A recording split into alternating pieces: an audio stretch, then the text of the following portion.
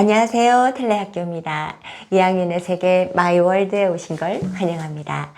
1학년은 아이가 중심이었습니다. 1학년에서 학교 생활은 자기에게 영향을 주는 일시적인 관계입니다. 학교에서 있을 때는 학교 환경이 중요합니다.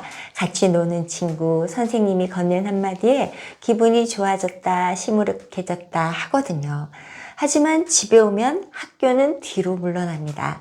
마치 계속 집에 있었던 사람처럼 오늘 학교에서 있었던 일, 내일 학교에 가서 할 일은 흐릿하고 분명하지 않습니다. 모든 일이 그렇지 않을 겁니다. 물론 많이 속상했거나 좋았던 일은 어린이에게 중요하게 영향을 끼치겠죠. 하지만 1학년 어린이는 아이가 있는 곳, 지금 자기에게 직접적으로 영향을 끼치는 환경 이상의 범위에 대해서는 생각이 미치지 못합니다. 1학년의 자기중심성이 보이는 특성입니다. 2학년이 되면 아이가 조금씩 넓어집니다. 1학년을 거치며 경험을 쌓아 학교가 가지는 중요함을 알게 되어 2학년에게 집만큼 중요한 세상으로 다가온 겁니다. 이거 내일 학교 가져가야지. 딴 애들도 이거 가지고 놀아. 자기 장난감으로 놀던 것에서 친구들은 뭐 가지고 노나 보게 되고 따라서 놀고 싶어 합니다. 학교에서 김치 2개 먹었어. 그러니까 집에서는 안 먹을 거야. 집에서 하는 행동과 학교에서 하는 행동이 달라질 수 있다는 것도 알게 됩니다. 오늘 탈래하고 놀았어.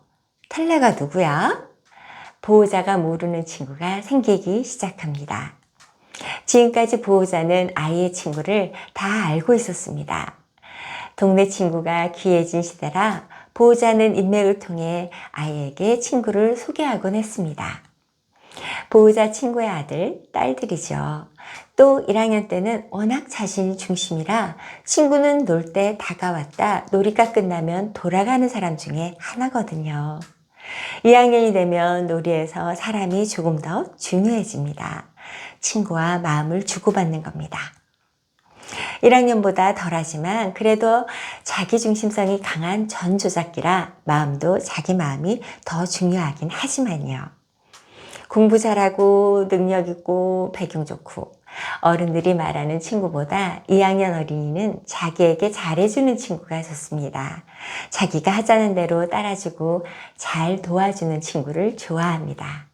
이렇게 자신을 중심으로 점차 시야가 넓어져 이제 학급이라는 집단이 보입니다. 2학년에게 다른 반은 다른 학교나 지역만큼 먼 곳입니다. 딱 우리 반 정도가 어린이가 느끼는 소속감입니다. 내가 알던 사람이 있고 내게 익숙한 공간이어야 합니다. 1학년도 교실이 익숙하지 않나 싶으실 수 있습니다. 맞습니다. 그런데 어딘가를 충분히 알게 되려면 1년 4계절을 보내야 한다고 생각합니다. 달에 따라, 계절에 따라 주변의 공기 흐름이 달라지고 몸이 느끼는 변화에 자연스러운 리듬을 타며 환경에 적응하는 것이죠. 1학년 때 겪어보았기 때문에 2학년은 감각적으로 교실 환경에 적응할 준비가 되어 있습니다. 아이에서 우리로 공동체의 시작입니다. 사람은 태어나는 순간부터 어딘가에 속해야 합니다. 그렇지 않으면 어리고 작은 생명은 살아갈 수 없습니다.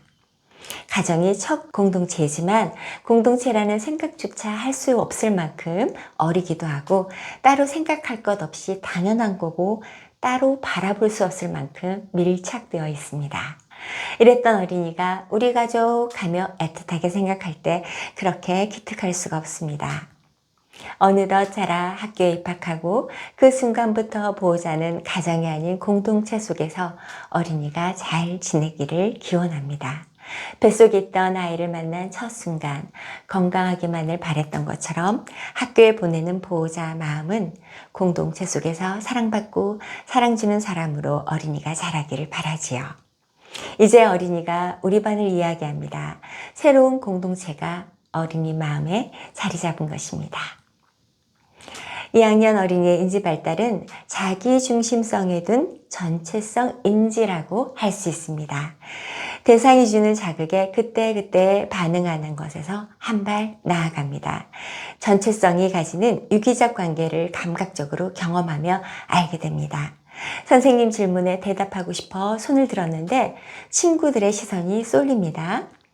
이건 마치 유치원 학예회 때 무대에 섰던 경험처럼 관심받는 느낌입니다. 감기 걸린 친구에게 다가가 괜찮아? 하고 물었더니 응 하고 힘없이 대답합니다.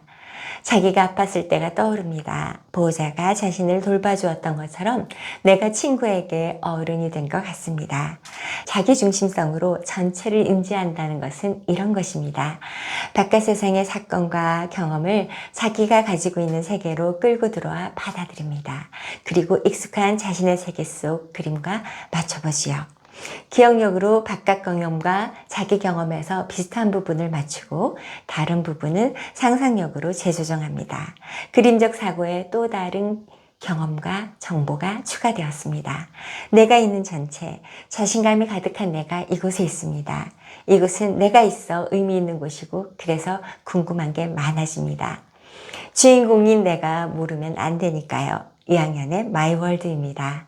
나를 중심으로 전체를 인식합니다. 전체 속에서 내가 있는 게 아닙니다. 나에게서 뻗어나간 부분이 전체를 이루는 것입니다.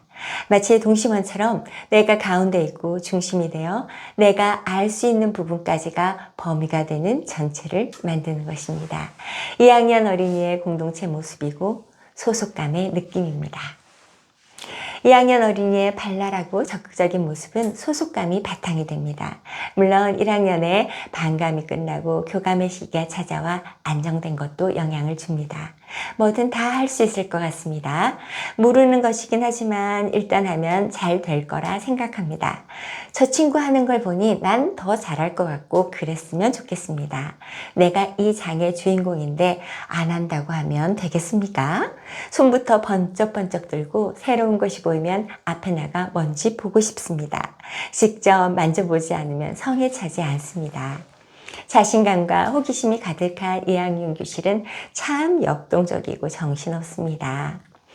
2학년 하면서 힘들었던 게 저요가 너무 심해요.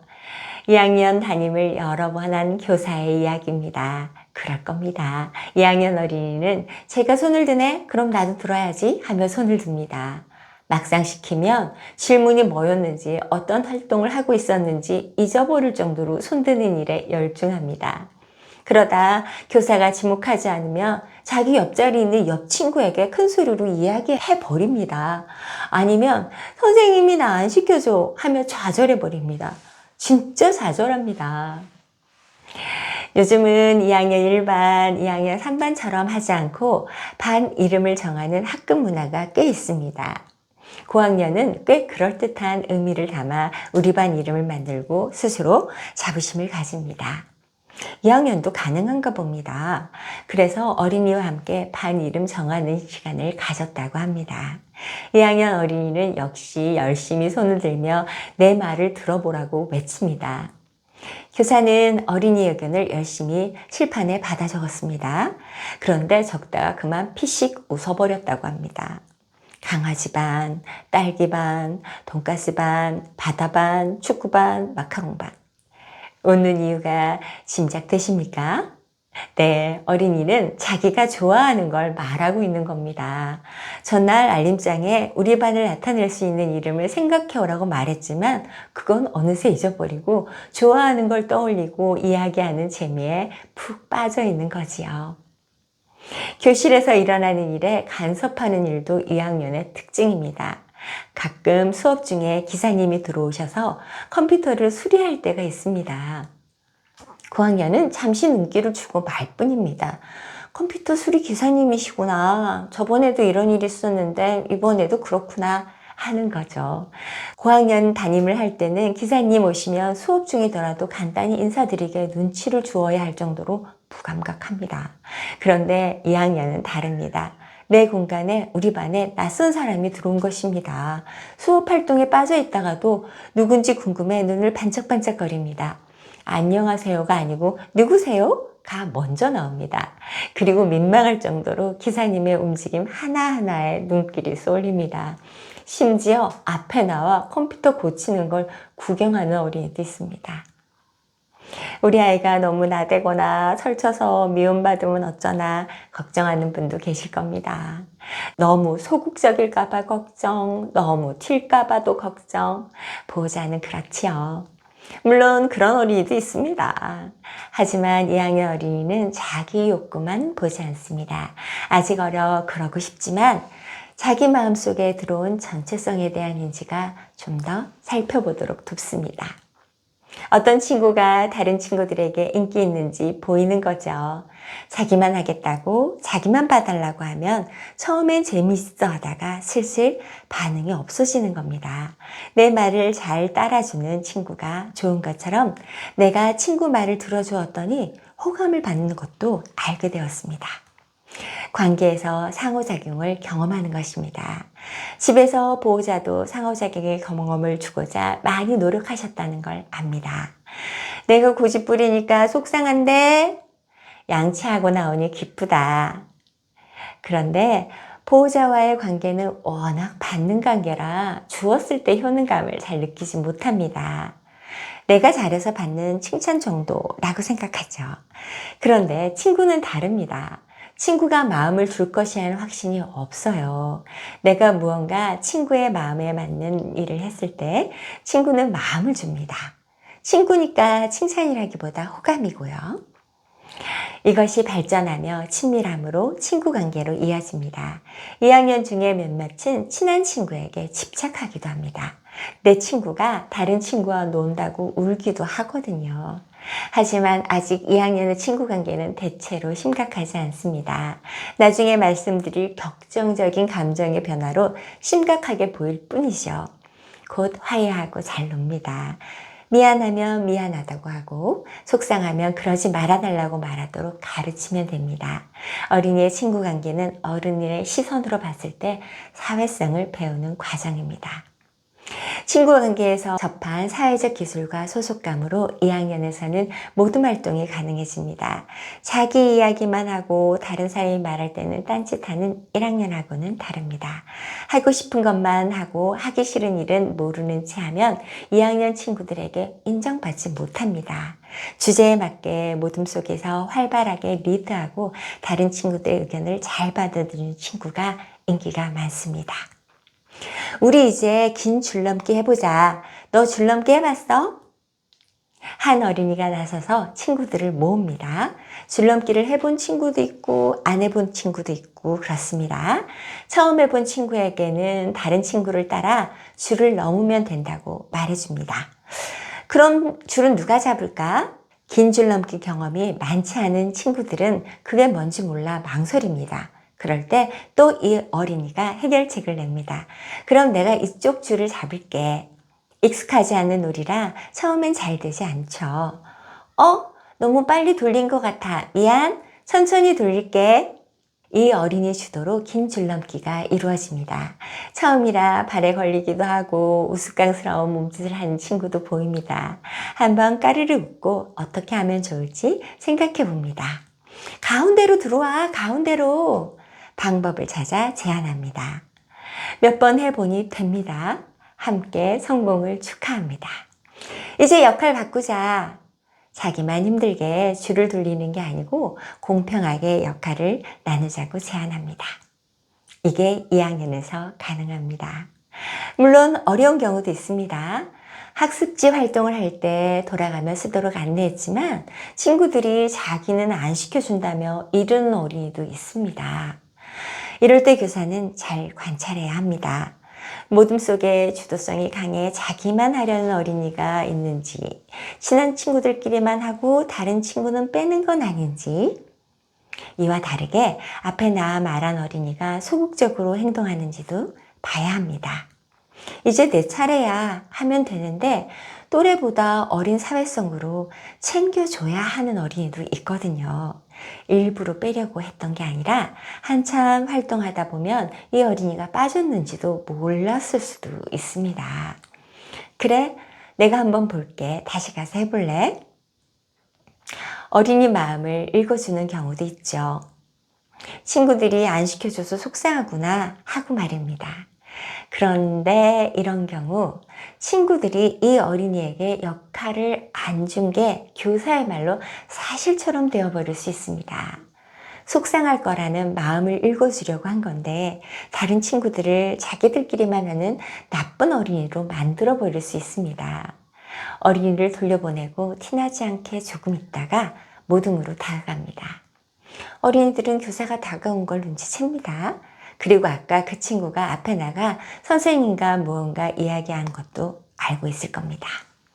이건 네가 해 하며 학습지를 그 어린이 앞으로 돌립니다. 어린이는 코를 한번 훌쩍 하고 자기가 할 수 있는 걸 하죠. 물론 한 번 더 지도가 들어가야 합니다. 텔레야, 친구들하고 같이 하고 싶은데 친구들끼리만 해서 속상했구나. 속상해도 친구와 싸우지 않고 나한테 말해줘서 고마워. 하지만 텔레가 먼저 친구들과 말하면 어떨까? 안 들어줄 것 같아 걱정되겠지만 한번 말해봐. 안 들어주면 다시 말해보고 그래도 안 되면 나한테 말하면 더 좋을 것 같아. 보호자는 교사가 이렇게 말해주길 바라실지도 모릅니다. 하지만 저는 이런 부분도 생각하게 됩니다. 어린이에게 다정하게 대하려다 보니 마음을 읽어주려고 하다 보니 너무 많은 메시지가 들어간 건 아닌가 하고 말입니다. 이 말을 들은 어린이의 마음은 어떤 메시지에 꽂힐까요? 교사는 어린이가 뒷부분의 말을 잘 받아줬으면 하고 바랄 겁니다. 하지만 어린이는 친구들이 속상하게 했다는 게 마음에 더 남을지도 모릅니다. 함께 잘 지내고 싶은 친구들이 우리 어린이를 속상하게 하다니요. 교사는 늘 어린이의 하루가 행복했기를 바랍니다. 그래서 저라면 텔레야, 함께해서 재밌었어? 그래, 다음에는 나한테 말했던 것처럼 친구들에게 먼저 말해봐. 망설여지겠지만 친구들에게 말하는 게 먼저야. 용기 내봐. 하고 말하겠습니다.